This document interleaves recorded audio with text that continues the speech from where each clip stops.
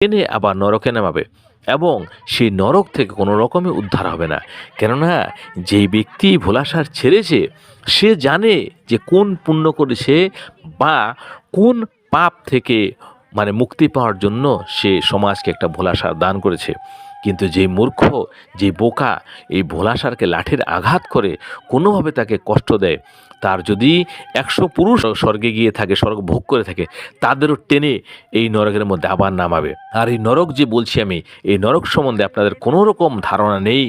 কি যে কষ্ট, এই মানব জীবন হয়ে আপনি কোন কষ্ট করে গেলেন, কোনো কিছু করেন না।